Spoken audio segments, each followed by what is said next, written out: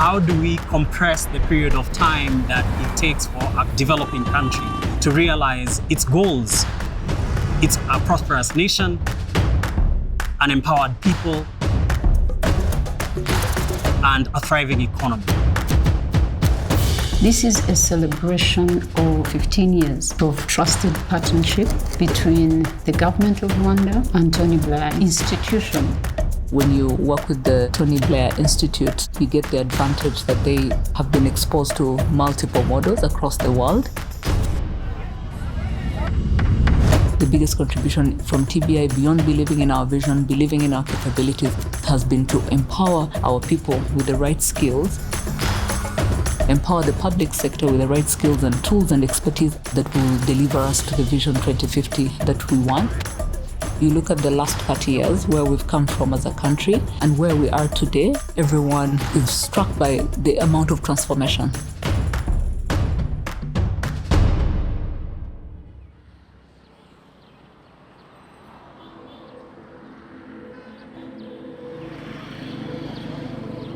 The government of Rwanda, through Mini ICT, has a great ambition to have all corners of the country covered with internet.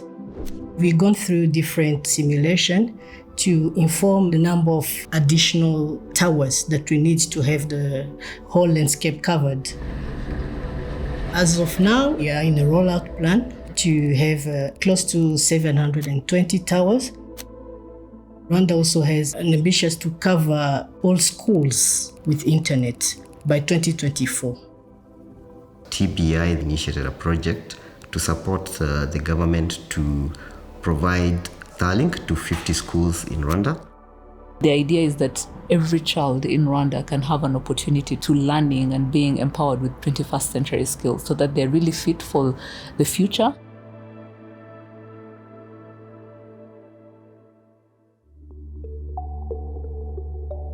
So TBI has provided, as part of its general support that we are providing to the government, embedded advisory. So we've been working with a high-level leadership in the ministry, but also in the implementing agencies. So we have been supporting both on the skills development side, labor market transition, but also on early learning.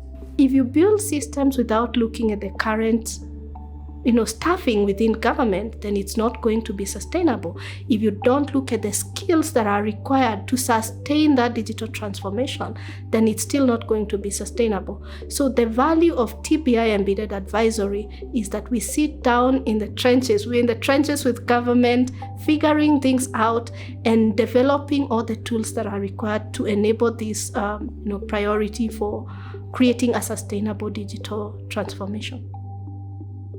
We really invested heavily as a country in making sure we're building the talent that is required to drive growth for Rwanda, to propel us into becoming a high-income country. Rwanda's Vision 2050 prioritizes agriculture as a cornerstone of national wealth creation. The government is trying to solve the challenge of disorganized data collection efforts that has led to duplicated and incomplete farmer profiles and records. And this is where TBI's role in unlocking a technology-driven agriculture sector transformation comes in.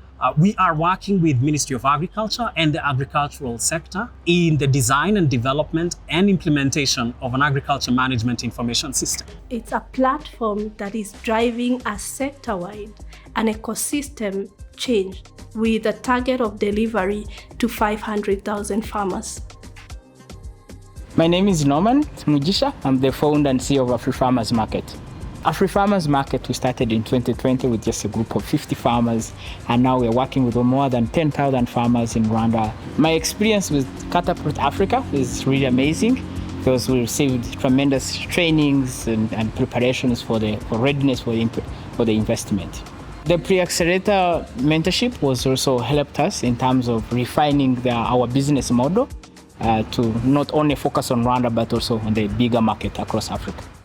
The way I feel about the future of innovation ecosystem in Rwanda is that looking how Rwanda becoming the startup nation for Africa, because most startups are starting from here as a proof of concept, and then they can expand to the entire continent. The way I see the future of ecosystem startup in Rwanda is bright, it's really amazing, and have more, I would say, like looking at Rwanda as the startup nation for Africa, and where we're getting more startups starting from here and expanding to the entire continent.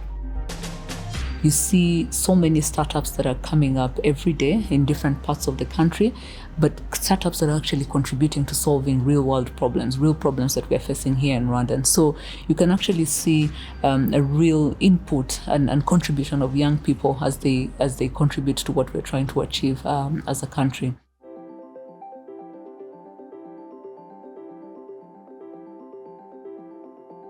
The biggest contribution TBI has made to the government of Rwanda is the fact that they've been able to believe in the vision that we've created for ourselves as a country. And that's very powerful, because once you believe in someone's capability to get where they want to get, then you provide the necessary support to get there. This is not just for Rwanda, but this is now at the center of TBI operating in other countries. I think we still have a long way to go and a lot more work to go that is evolving. Some of the ambitions that we are looking to support and achieve, without a doubt, we will be achieving. Congratulations, TBI, on the 15 years. Your partnership, your dedication and commitment and service to the government of Rwanda has been incredible, and we're grateful for this journey that you've walked with us, and here's to another 15 years.